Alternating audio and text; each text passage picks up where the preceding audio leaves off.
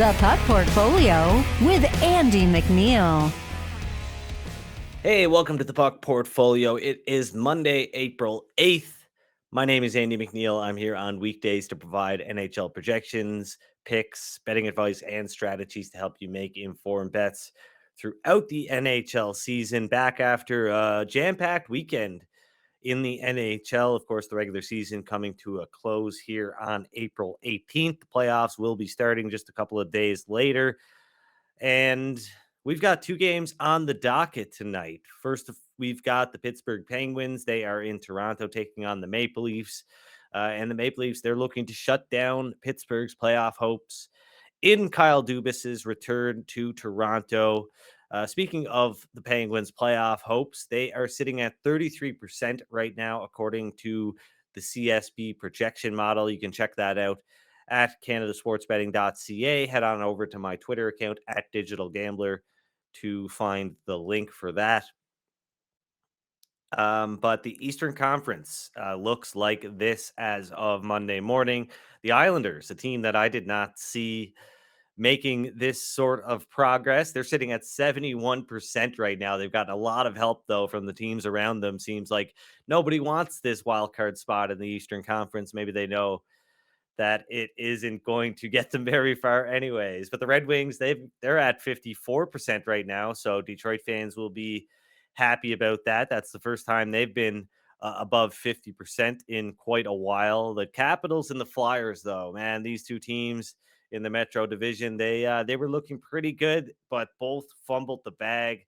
The Capitals looking a little bit better right now than Philly at 27%. The Flyers down at just 15% right now to make the playoffs. New Jersey, Buffalo, those teams are maybe not mathematically eliminated if I recall correctly, but they are virtually eliminated. Not really worth talking about their chances because they are closer to zero than not.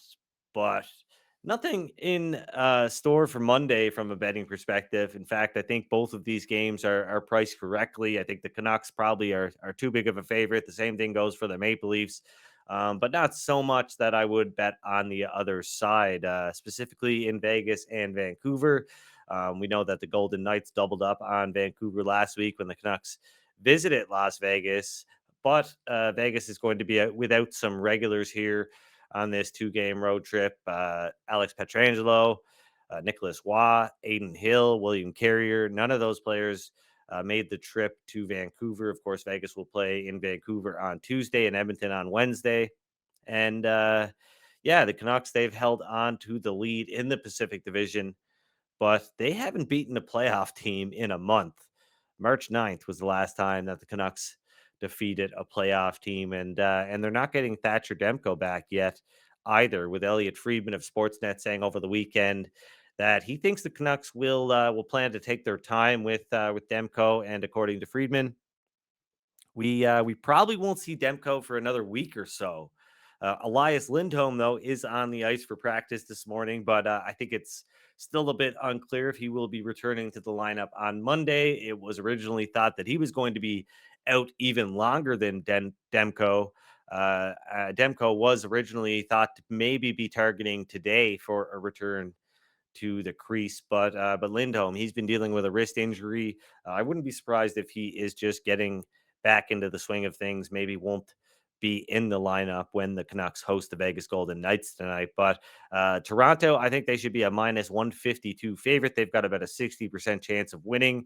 The Canucks, small favorite, minus 109. That's mostly due to the fact that Vegas is going to be quite shorthanded. The Golden Knights, haven't been playing all that great recently. So, mind you, they have looked a little bit better in some respects recently. But Vancouver still deserves to be a slight favorite. But sportsbooks showing much bigger odds on their side of things. Moving over to Tuesday, April 9th, of course, we've got a bunch of games on Tuesday. Some have some pretty big playoff implications, like the Rangers and the Islanders. Of course, this is a matchup that we could potentially see in the first round. Pretty unlikely, as the Islanders have a 60% chance of finishing in the third spot in the Metro Division, while the Rangers have a 97% chance of finishing first in the Metro Division. So it does look like we're going to see a number 2, number 3 matchup between the Carolina Hurricanes and the New York Islanders. But if the Islanders do slide back into that second wild card spot, and the New York Rangers finish with the most points in the Eastern Conference, which it looks like will happen, then we could see a battle for New York in round one, and that's pretty interesting. But as far as this game goes, we know Simeon Varlamov is going to start for the New York Islanders on Tuesday. My model sees the Islanders as a plus 123 underdog. That means the Rangers have a 55% chance of winning, roughly, and yeah, they are currently listed at minus 130 at most sports books. The one game that I do have interest in here on Tuesday is a game that nobody's going to have any interest in. I don't even think Arizona Coyotes fans and Seattle Kraken fans care about this game. But I do, because the Coyotes are sitting at plus 135 on the money line, currently at Bet Rivers / North Star Bets. So you can lock that in for 0.75 units. That's what I'm going to lock in this bet on the Coyotes money line at plus 135 odds. The Coyotes have won 7 out of their past 11 games, and their offense is buzzing. They've scored 5 or more goals in 5 out of their last 6 games. Seattle, of course, we've talked about this a lot, has scored the fewest goals of any team since the All-Star break on a per 60-minute basis, and the market is giving them way too much home ice advantage considering how they've performed as home favorites this season. Arizona has not been good on the road, 12 and 25 straight up this year, but this price is too long. And like I said, I'm locking this 0.75 unit bet in on the Coyotes at plus 135 odds. The Columbus Blue Jackets are really hurting right now, but the Tampa Bay Lightning, they've got some injury concerns of their own. Forward Tanner Giannot has missed the last 2 games due to injury, and now Anthony Cirelli is also listed as day-to-day after being injured against the Canadiens on Thursday. He missed Saturday's game against the Penguins. Defenseman Hayden Fleury is also listed day-to-day after colliding with an official in Saturday's game against the Penguins. The ref, though, he took the worst of that bump, needed a stretcher to get off the ice. Fleury needed help getting off the ice too, though, so maybe some concern there about his status heading into Tuesday. The Blue Jackets, though, like I said, their injury list is a mile long, and it currently includes both goaltenders, Elvis Merzlikins and Danil Tarasov, and some of the team's best players, of course, including Captain Boone Jenner, who is out for personal reasons. Another big injury that we've got to monitor here heading into Tuesday. I don't think the Colorado Avalanche are going to be rushing Mikko Rantanen back, and I don't think it sounds like he's in any shape to come back right now, because he was not a part of line rushes at Monday's practice. He left Friday's game versus Edmonton after being hit by Matthias Ekholm and sustaining a concussion. Looked like that happened when his head hit the ice. He was not in the lineup for Sunday's 7-4 loss to the Dallas Stars, of course.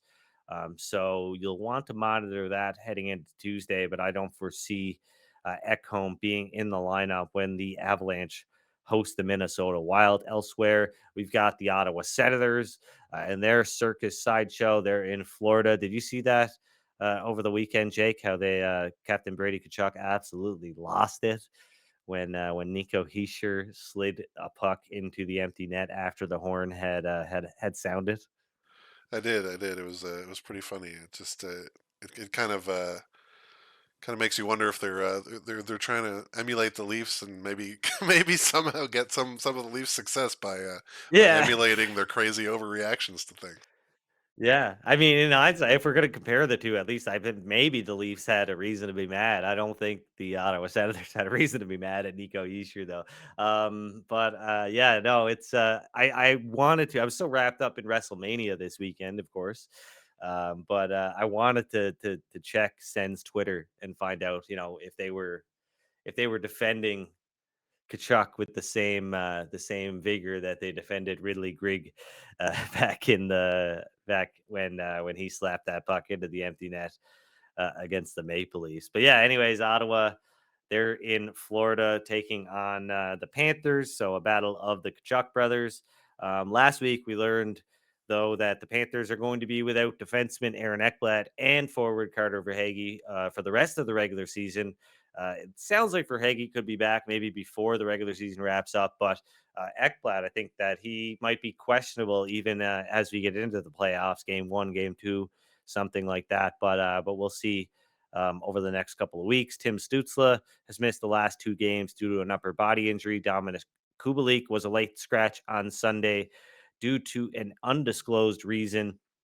The Ottawa Senators and the Florida Panthers. My model has this one at minus 228 in favor of the Florida Panthers, who have, I know they're coming off a 6-0 defeat over the Ottawa Senators in Ottawa, but they have not been playing great as of late, and it's about time that they started to kick it into high gear. So we'll see if that happens, but I certainly will not be betting on it happening. And the Flyers, this is a rematch of a game we saw not too long ago, just a couple of weeks ago. They were taking on the Montreal Canadiens, and obviously, given Philly's performance recently, given the fact that the Montreal Canadiens won the last game, their price has come down quite a bit. I believe I had the Flyers projected in the minus 135 range last time out on the road. Now they are in the minus 118 range. So Montreal, if I can get them at around the plus 125 range, I would certainly take a stab at that there. But Jake, are you a little bit worried here with some of the injuries racking up on the back end again for the Canadians? Are they going to be maybe a little bit weaker down the stretch than they have been, or is it something they can overcome? Yeah, it's been pretty telling. The loss of Caden Gooley has really exposed them on the back end. For all the good that Mike Matheson has done this year, having a career year in points and playing an insane amount of minutes, Gooley allows him to take the insane risks that he takes, and sort of being Yeah. a big Yeah. minus player in terms of his own defensive play. So yeah, once Gooley is out, they've certainly been exposed. That being said, the Flyers are kind of floundering too. So this one's kind of a hard one to call, even if Gooley isn't able to suit up. Tongue twister. Yeah. But yeah, pretty jam-packed Tuesday in the NHL. The shows are going to be a little bit shorter as we near the playoffs. Of course, they're going to ramp up as we get into the final week of the regular season. We're going to be working on some, playoff content here this week already, trying to get you guys set up so that you can make the best predictions possible throughout the NHL playoffs. But yeah, we're going to switch up the format a little bit as we near the NHL playoffs and as we get into it. It's gonna be a ride, right? It's a grind, especially the first couple of rounds. No breaks, hockey every day, and every game is important. So we'll be here with you leading up to that and throughout the Stanley Cup playoffs. But that does it for Monday's episode of the Puck Portfolio. One bet on Tuesday, the Arizona Coyotes plus 135, locking that in for 0.75 units. Shop around, find the best price, of course. That one is available at North Star Bets.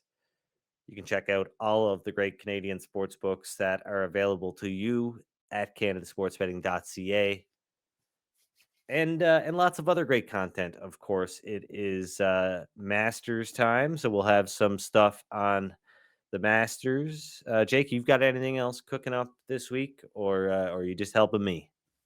Just helping you out for now, but in a couple of weeks we'll see the NFL draft, so I'll probably have a big Ooh, NFL yeah. draft primer coming out. I don't know if that'll be late next week or early the week of the draft, but that's going to be the next big NFL sort of milestone this season. But yeah, for now, just gearing up with you for the NHL playoffs. Awesome, buddy. Well, I appreciate it, and I appreciate all of you tuning in to the Puck Portfolio. Drop a like on the video if you have not already. If you're new here, subscribe to the Canada Sports Betting YouTube channel. You can follow us on Apple Podcasts, Spotify. Listen to the podcast on there. We will upload that here shortly. But until next time, good luck with your bets. I'll catch you later.